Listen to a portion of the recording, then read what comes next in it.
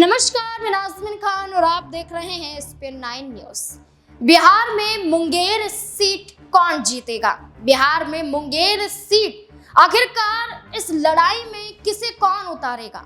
JDU की तरफ से लल्लन सिंह को मुंगेर सीट पर चुनावी मैदान में उतार दिया गया है।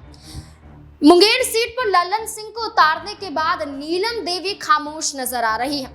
वो नीलम देवी जो पहले आरजेडी से खफा हो गई थी, आरजेडी के खिलाफ उतरकर बिहार विधानसभा में फ्लोर टेस्ट के दौरान जेडीयू पार्टी को अपना समर्थन देने के लिए पहुंची थी, इसलिए ताकि जो अनंत सिंह जो बाहुबली हैं, जो उनके पति हैं, वो जेल से रिहा हो सकते हैं अगर जेडीयू पार्टी का एनडीए का हिस्सा बन जाएंगे।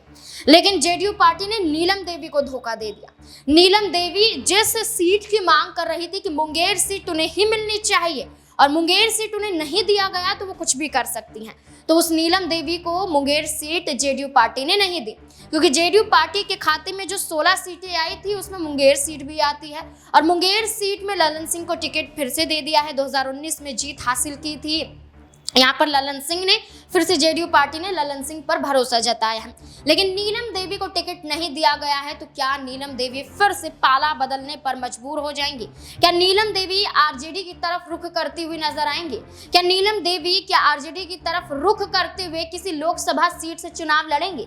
जैसे कि बीमा भारती जेडीयू की विधायिका थी, लेकिन नाराजगी उनकी फ्लोर टेस्ट के दौरान से ही देखने को मिली थी।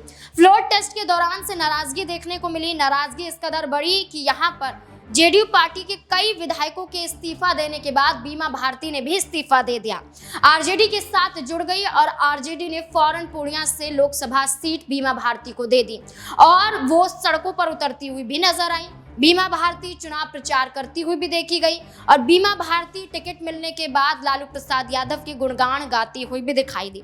अब यही चर्चाएं चल रही हैं कि क्या फिर से आरजेडी का हिस्सा नीलम देवी होती हुई नजर आ सकती हैं? क्या लगता है कि नीलम देवी को वापस आरजेडी की तरफ आ जाना चाहिए? यहाँ पर बड़ी जिम्मेदारियां दी जा सकती हैं। स्टार प्रचारक के रूप में नीलम देवी को उतारा जा सकता है, नीलम देवी को लोकसभा सीट भी दी जा सकती है, नीलम देवी को कोई बड़ी और जिम्मेदारियां भी आरजेडी दे सकती है, क्योंकि जेडीयू पार्टी में नाउम्मीद नीलम देवी होती हुई नजर आई हैं। क्या लगता है कि नीलम देवी की वापसी आरजेडी में होकर रहेगी या नहीं? क्या है आपकी राय? कमेंट सेक्शन में जरूर बताएं। देखते रहे SPN9 न्यूज। धन्यवाद।